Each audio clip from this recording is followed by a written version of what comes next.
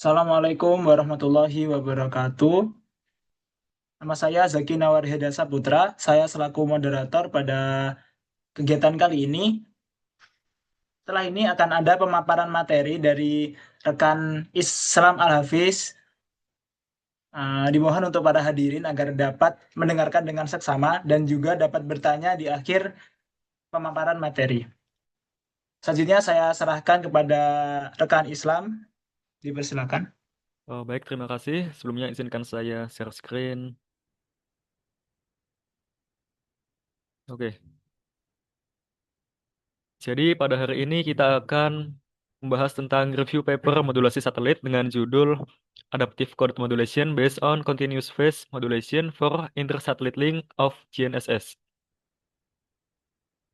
Oke, jadi latar belakang dari penelitian ini adalah bahwa ISL atau Inter-Satellite Link memainkan peran yang sangat penting dalam GNSS karena memungkinkan navigasi otonom tanpa ketergantungan penuh pada stasiun yang ada di bumi. Namun, sistem komunikasi ini menghadapi banyak tantangan dalam efisiensi daya dan spektrum karena menggunakan modulasi konvensional. Dan sebelumnya, ISL sendiri adalah seluruh komunikasi langsung antar satelit. Jadi biasanya satelit mengirimkan sinyal ke bumi dan dipantulkan kembali ke satelit. Namun ISL berbeda. ISL langsung menghubungkan antar satelit. Dan GNSS adalah sistem satelit global, seperti GPS atau BeiDou. Baik, sekarang kenapa ISL menjadi penting? Karena ISL mendukung navigasi otonom satelit, mengurangi ketergantungan pada stasiun bumi, dan meningkatkan efisiensi serta keandalan komunikasi, sehingga di masa depan akan sangat berguna. Dan pada penelitian terdahulu ada yang telah melakukan sebuah penelitian ACM berbasis LDBC, ditambahkan QPSK atau MQAM untuk meningkatkan efisiensi spektrum. Namun masih ada masalah fase yang tidak kontinu dan envelope sinyal tidak konstan, sehingga menyulitkan sistem satelit. Adapun istilah-istilah ini memiliki penjelasan seperti yang ada di bawah ini. Dengan ACM adalah Adaptive Code Modulation atau teknik komunikasi yang menyesuaikan cara pengkodean. LDPC adalah Low Density Parity Check atau sebuah error correction yang efisien. Dan MQAM atau QPSK adalah sebuah skema modulasi digital untuk mentransmisikan sebuah data. Oke, berikut ini adalah sebuah diagram blok ya dari ACM, di mana ACM adalah teknik transmisi data yang menyesuaikan skema modulasi dan mengkodeannya berdasarkan kondisi kanal komunikasi.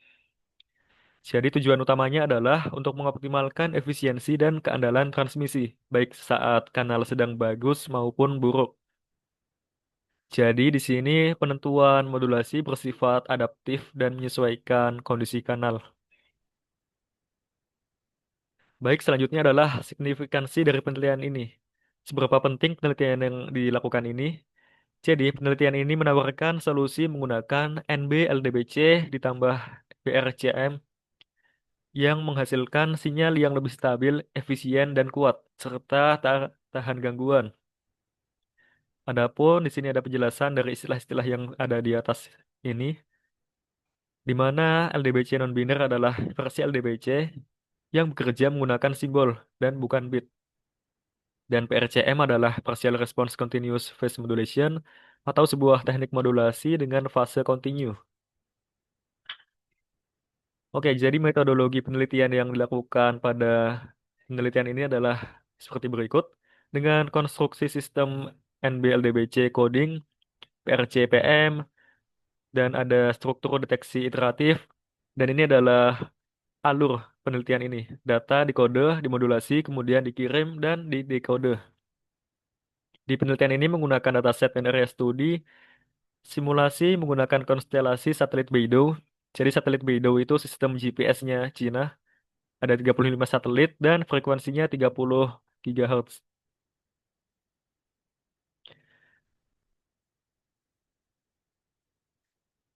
Selanjutnya di sini adalah sebuah sistem yang digunakan pada penelitian ini. Dengan poin utamanya adalah di sini menggunakan LDBC query Untuk mengkode dan koreksi kesalahan seperti dilihat pada gambar dan juga menggunakan CPM MRI atau Continuous Phase Modulation untuk modulasi yang efisien dan tahan distorsi. Dan gabungan keduanya akan digunakan sebagai skema code modulation SIM adaptif untuk meningkatkan efisiensi dan keandalan transmisi data antar satelit link. Jadi inti utama dari alur yang ada di sini adalah kita akan berusaha meningkatkan efisiensi transmisi data dengan cara modulasi yang adaptif menyesuaikan kondisi kanal dan kondisi satelit yang ada. Baik, jadi tahap evaluasi pengukuran dan validasinya adalah dengan kita mengukur parameter berupa BER, bit error rate, efisiensi spektral, throughput atau bandwidth, dan kebutuhan daya. Jadi BER sendiri adalah bit error rate atau rasio bit yang diterima salah terhadap total bit yang dikirim. Throughput bandwidth adalah perbandingan efisiensi pengiriman data terhadap lebar pita frekuensi atau bandwidth. Dan kebutuhan daya adalah rasio data daya per bit terhadap noise. Jadi seberapa efisien daya yang digunakan. Adapun penelitian tersebut memiliki hasil dan analisis sebagai berikut. Dengan sistem ACM berbasis PRCPM plus NB-LDPC menghasilkan sebuah pencapaian target BER dengan daya lebih rendah. Penggunaan daya yang rendah memberikan efisiensi spektral lebih tinggi. Dan juga sistem ini bisa menyesuaikan skema modulasi sesuai jarak antar satelit tanpa feedback. Jadi lebih efisien dan hemat biaya transmisi data. Dan juga penelitian ini berhasil menciptakan sistem yang mengungguli ACM lama dan CCM atau modulasi tetap. Baik, jadi apa itu feedback channel? Seperti di bawah ini, feedback channel adalah jalur umpan balik dari penerima ke pengirim untuk menginformasikan kondisi kanal. Jika ada feedback channel, maka akan meningkatkan konsumsi daya dan tidak efisien. Maka dari itu, pada sistem ini tidak menggunakan feedback channel. Berikut ini adalah hasil dari penelitian yang telah dilakukan. Jadi di sini kita membandingkan sistem ACM yang kita ajukan dan ACM referensi, di mana pada gambar yang ada semakin ke kanan BER di sini makin kecil, jadi menunjukkan bahwa sinyalnya lebih jelas. Dan kurva yang turun lebih cepat di sini menunjukkan skema yang lebih handal. Bisa lihat di sini skemanya langsung turun. Dan selanjutnya pada skema yang ada warna-warnanya ini, dari ACM yang diusulkan menunjukkan penurunan BR lebih tajam dan rendah dibandingkan skema referensi, misalnya QPSK atau 64 QAM. Jadi secara umum, sistem yang diajukan oleh penelitian ini adalah berhasil mengungguli sistem lama yang ada. Dan di sini adalah parameter dari ACM skema berdasarkan variabel throughput bandwidth. Jadi semakin tinggi nilai throughput bandwidth atau berapa banyak data yang dikirim per detik per hertz, maka semakin efisien pemakaian bandwidthnya. Dan skema yang diajukan memberikan performa bit error rate yang lebih rendah dan efisiensi transmisi lebih tinggi dibandingkan ACM referensi dan CCM. Jadi dari kedua hasil tabel dan juga grafik yang ditunjukkan menunjukkan bahwa sistem ACM yang diajukan menggunakan sistem baru ini lebih efisien dan lebih andal dibandingkan sistem lama berupa ACM referensi ataupun CCM. Baik, jadi kesimpulannya adalah bahwa skema ACM ini berhasil efektif meningkatkan efisiensi komunikasi ASL GNSS. Dan sistem ini cocok untuk digunakan pada GNSS masa depan seperti Beidou generasi berikutnya. Dan skema NB-LTBC plus PRCPM menyediakan transmisi efisien dan andal dalam ASL GNSS. Sistem ini juga cocok untuk penguat daya nonlinear di satelit dan nggak perlu feedback. Cukup berdasarkan jarak antar satelit. Baik, sekian presentasi tentang penggunaan ACM pada ISL. Saya kembalikan kepada moderator. Terima kasih kepada rekan Islam yang telah memberikan materi dengan sangat baik. Selanjutnya akan dibuka sesi tanya jawab. Pada sesi ini kita akan buka dua pertanyaan kepada para hadirin yang ingin mengetahui lebih mengenai penelitian, dipersilahkan untuk dapat raise hand atau bisa langsung menyalakan mikrofon.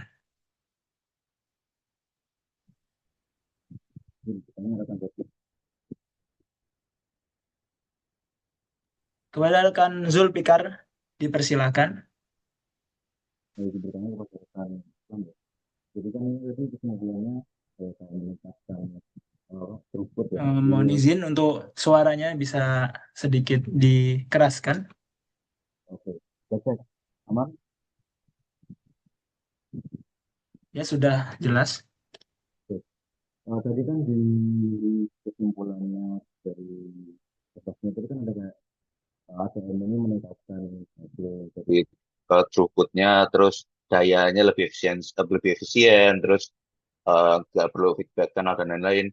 Eh, saya mau bertanya terkait ketahanan atau robustness dari sistem, misalnya kayak GNSS gitu ya. Bagaimana penerapan ACM ini bisa berkontribusi pada robustness-nya sistem GNSS secara keseluruhan lah dalam menghadapi gangguan di DSL.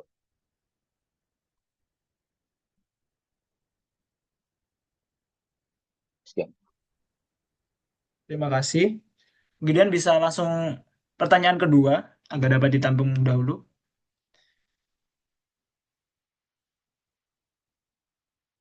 Pada hadirin dipersilakan untuk dapat bertanya.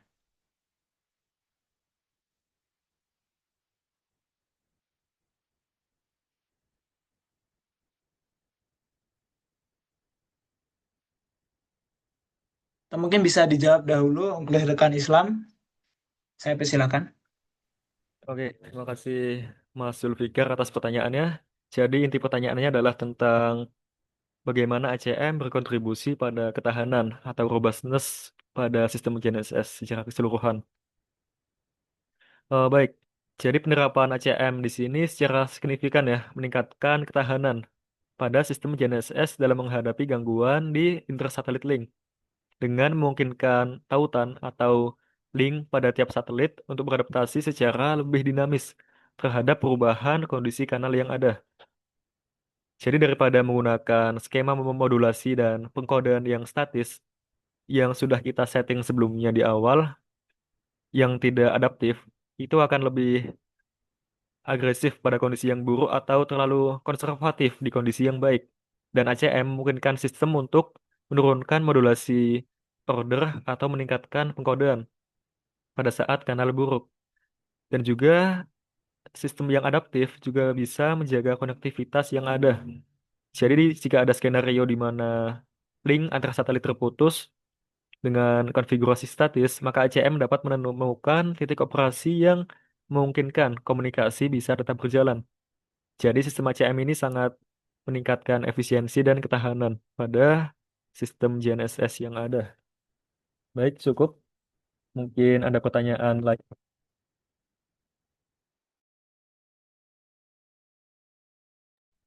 Silakan untuk para hadirin agar dapat memberikan pertanyaannya.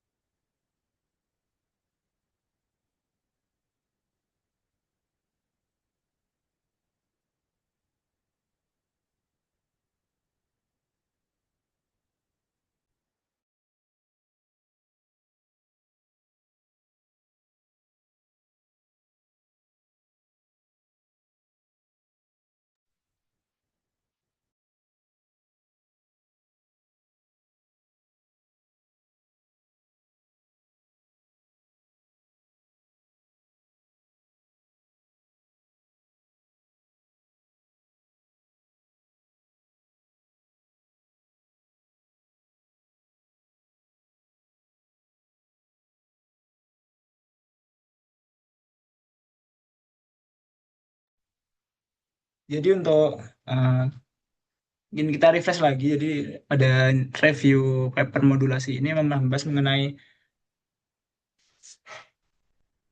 adaptive code modulation yang berbasis pada continuous phase modulation for intercom in satellite links pada GNSS. Mungkin pada hadirin jika ada yang masih bingung bisa bertanya. Terima kasih kalau ada rekan Kadrek. Dipersilakan.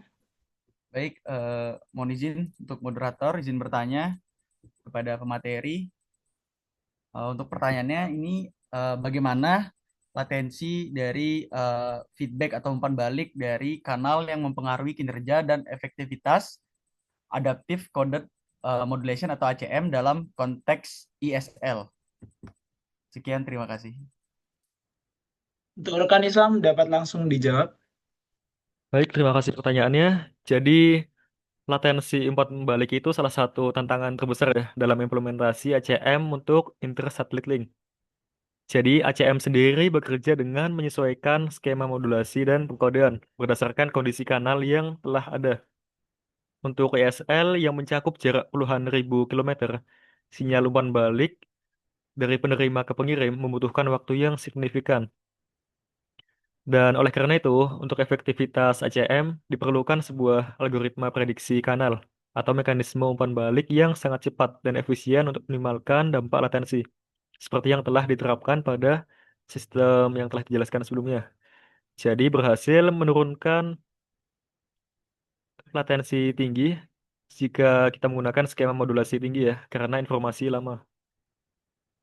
Oleh karena itu, kita mengusahakan untuk BER yang rendah, seperti yang telah dipaparkan pada grafik yang ditunjukkan sebelumnya. Oke, sekian jawaban dari saya. Mungkin saya kembalikan ke moderator. Terima kasih atas rekan Islam.